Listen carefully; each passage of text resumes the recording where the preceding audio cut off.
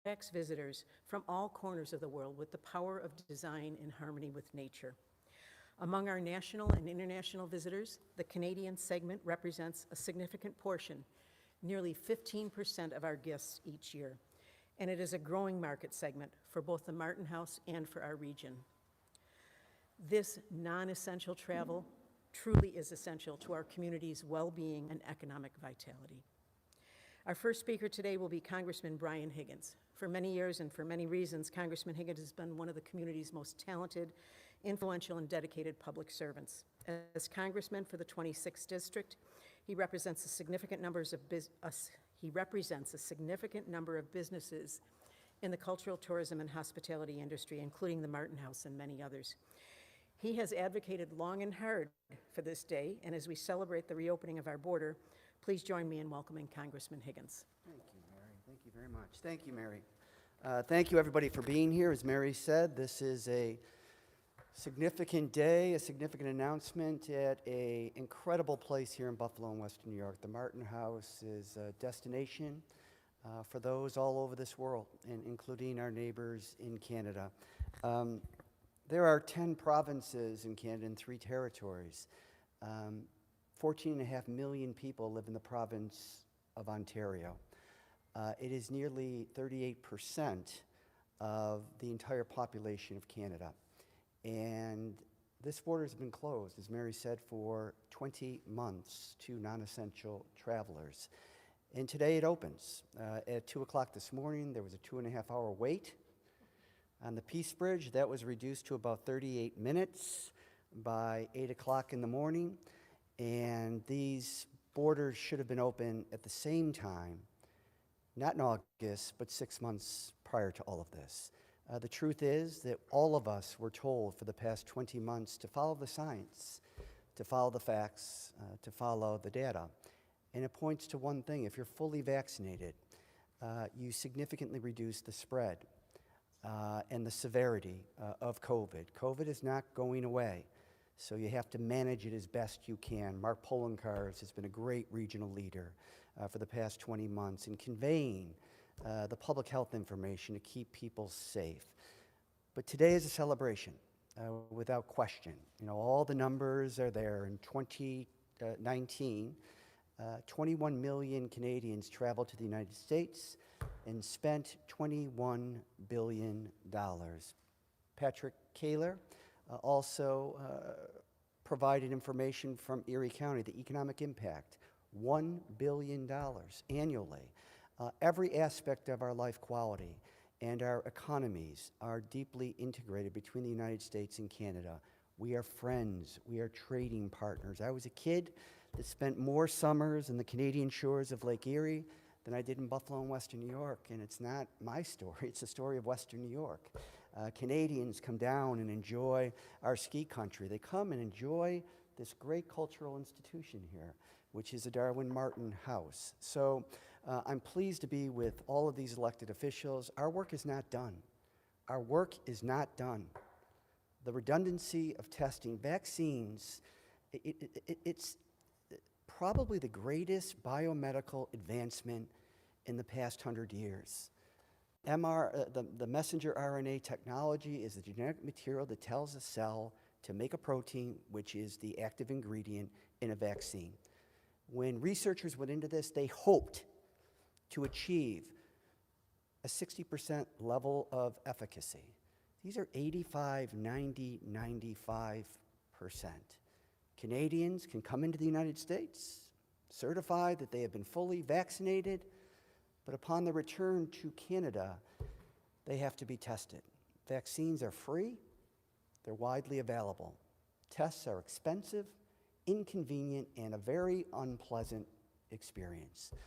So our work continues. I was on a call today with some of the mayors from both the United States and Canada, along with business leaders in Canada. I met with Kristen Hillman, the Canadian ambassador to the United States, last week in Washington at the Canadian Embassy.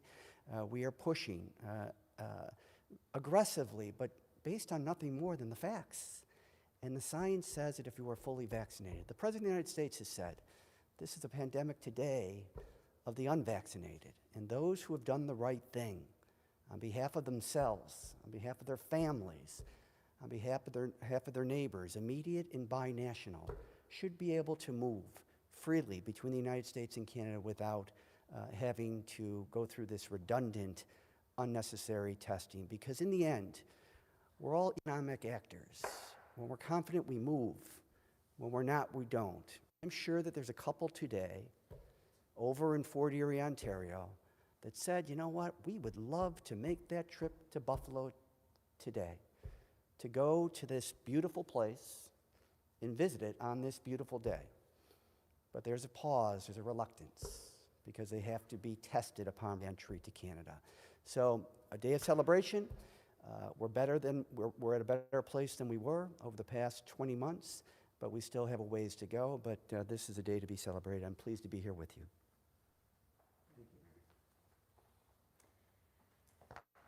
Thank you, Brian. County Executive Mark Poloncarz has also been a tireless champion for our region, particularly during the pandemic. County Executive Poloncarz works every day to ensure that our Erie County government is focused on its core mission, providing programs and services in an efficient and effective way.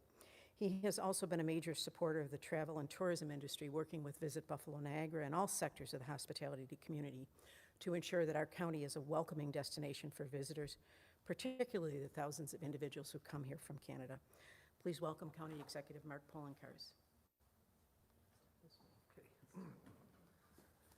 Thank you, Mary. Good morning.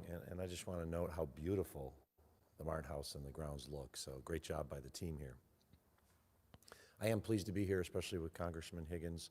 I want to give him a big shout out for his recent yes vote on the infrastructure bill. How are Canadians going to get to the United States? On our infrastructure, across our bridges, on our roads. So we need to be investing in our infrastructure. It's about time that the federal government finally got an infrastructure bill through. I know you've been working on it for more than a decade now. So thank you for your great support in that. We are here on what is a great day that took longer than it should have, to have our Canadian friends and neighbors and often family members be able to come across the border and enjoy our great community that we have here in Erie County. We know that Canadians shop in our stores, go to our football games, go to the hockey games. When it's ski season, they come down and they ski at Kissing Bridge and Holiday Valley. And it has been a tremendous loss for our community to not be able to have that cross-border traffic so that Canadians can enjoy our great community, and of course Americans can enjoy the great community that is just across the border in southern Ontario. The Congressman's right when we talk about this being a pandemic of the unvaccinated. All we have to do is look at the hospitalization rates now. Hospitalizations have been going up, but approximately 75% of those who are hospitalized are those that are unvaccinated. And they make up about 25% of adults in Erie County. So it's a very small portion of the adults in Erie County who are unvaccinated, but they make up the tremendous proportion of individuals who are actually in the hospital, whether they're just hospitalized, ICU, or on, unfortunately, an airway assist, which just goes to show that if you are vaccinated and you're protected, your odds of spreading the disease to others are very slim. You can catch it, we know you can catch it, but your odds of getting very sick are low. And that's why we ask everybody to go out there to be vaccinated, fully vaccinated. We know it's important and you have to do it if you're an American to go across the border, but that's how we get out of this and get back to what was the normalcy that we remember before. And before, it would be Canadians from Toronto, from Montreal, from Fort Erie, from Niagara Falls, walking on these grounds, seeing this tremendous facility here. It would be people all across our community going up to southern Ontario, whether it's to get, as many have done through the years, to go right across the border, great Chinese restaurants they have in Fort Erie, or to spend a wonderful weekend in Toronto. So to our friends in Canada, I want to remind them, you are our friends. You are more than welcome here. We want you to come here. We want to see you again. And I'm very grateful we finally reached this day. It took a lot longer than we hoped to, but it is an example of what we can do when we work together to try to create a better community for all. And when we think about a better community for all in Erie County, it's not just thinking of Erie County itself, it's Western New York and our friends in Southern Ontario. We share so much together, and it's about time that we finally are able to do that in person. So thank you to all who helped make this a reality, including, once again, our congressman, who pushed for it for so long. And this is just another example of better and brighter days ahead. Most importantly to all, be safe and well. Thank you.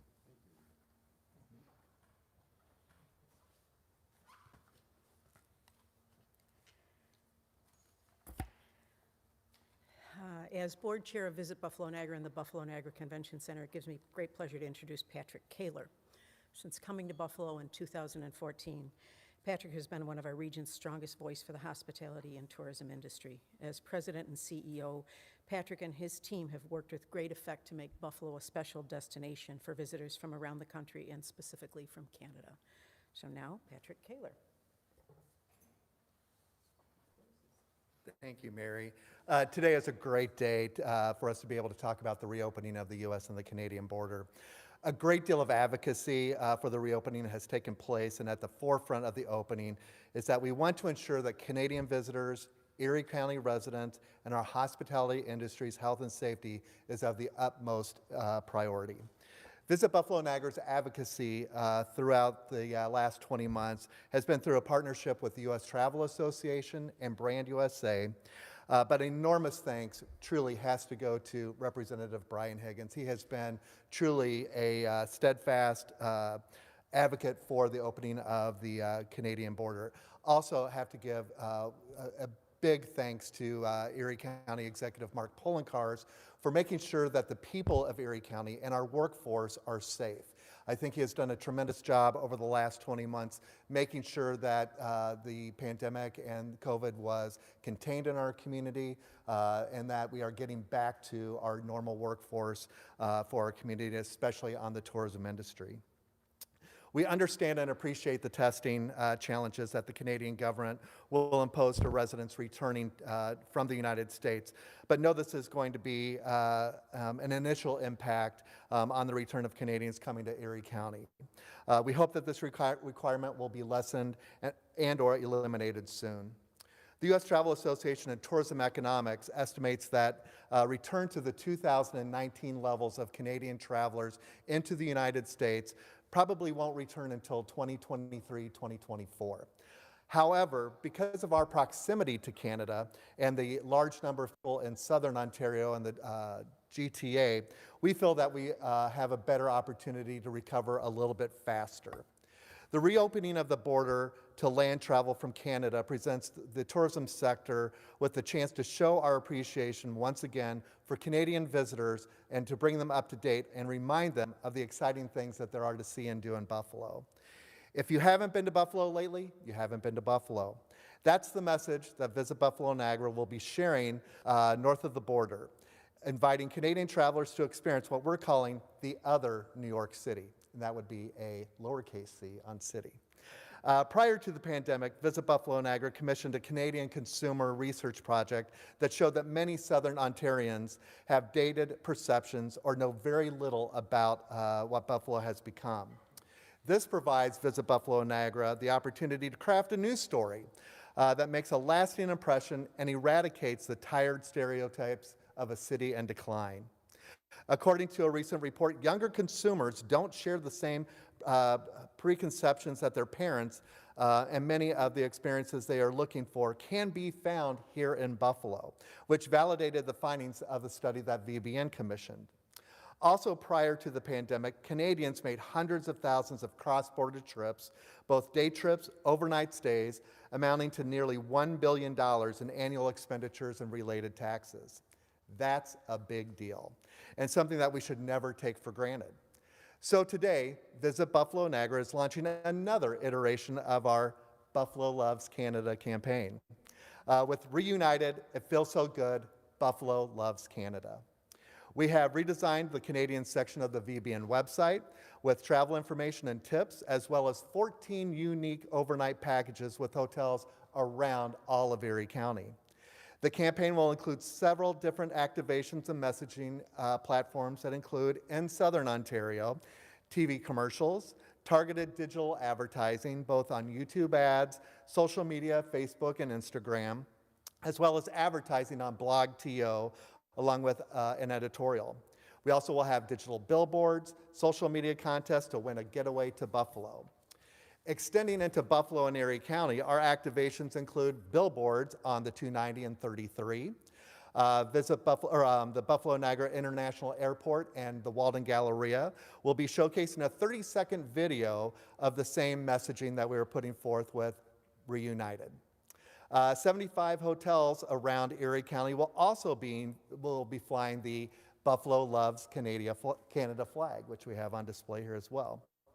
So please join me and the tens of thousands of Erie County employees in the tourism and hospitality sector in saying welcome to our Canadian friends. I knew I was going to do that. I got to tell you, I'm ready to sing Reunited, and it feels so good, but I'm going to spare you all from that today. And we're going to introduce our last speaker, Tom Kucharski, as President and CEO of Invest Buffalo Niagara. Tom truly understands regional economic development and the value of the Canadian cross-border traffic. Interest in our region continues to grow, and Tom knows that when the border reopens, that interest will continue to peak. So Tom, if you'd share some thoughts with us today. Good morning, everyone. Thanks for the opportunity to be with you. When I played baseball in high school and college, I often batted in the 5 spot, so I'm happy to do so this morning. We've talked this morning, and rightfully so, about the tremendous impact that visitation, tourism, ecotourism, extended families, really an international community, and what we've been through over the last couple of years. I'm here to talk briefly about the business side of this, business formation, companies from Canada deciding to open up a facility here. Our companies in Western New York deciding to open up facilities in Canada, the collegialness that goes on between the two, how much international business from Europe, Asia, increasingly South America, is coming through Southern Ontario and the GTA to Buffalo. These are things that have been compromised over the last couple of years. And we've built a strategy with the help of Mark and the ECIDA and all of our economic partners and government officials in the 8-county region over the last several years before the pandemic, and have, since we started our campaign, have located over 100 Canadian expansions to Western New York, representing well over 1,500 good jobs, many of them in manufacturing here. Obviously, this has been a very challenging situation. We had a company come visit us 2 weeks ago from Vancouver, and it was a journey. It was a trek for them to get here and visit and make their way back. So we're celebrating the fact that it should be easier. Business formation is not any different than traveling across borders and getting to markets. It's all about risk, uncertainty, and we hope that as we go forward, some of these things get clarified so that we will continue to see the interest that we know we will get from Canada. 40% of the binational population of the two countries lives within a day's drive of our market. We're kind of the Midwest to the Northeast. Since March of last year, without the border being open, we had 43 expressions of interest from Canadian companies who are not going to make business decisions based on our drone camera or Google Earth. I mean, they've got to be here, they've got to be able to meet with folks, and it's international business, so you do business with people you trust. So we're hoping that bodes well for going forward. We know that from this day forward, our BD folks are going to be very active. We're already having companies lining up visits, so we hope to have some good close rates, but here's hoping going forward. I know with Governor Hochul, I've had a couple of conversations with her. She certainly appreciates the gravity of the situation and appreciate Congressman Higgins' efforts on our behalf. Future's really bright. Let's hope that it stays bright. Everybody get vaccinated and keep your masks on, and welcome Canadians back to Western New York. Thanks.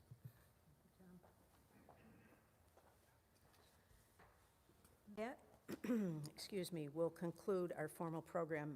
Thank you to all for being here today from the media. It is wonderful to stand in solidarity welcoming all our Canadian friends back to Western New York.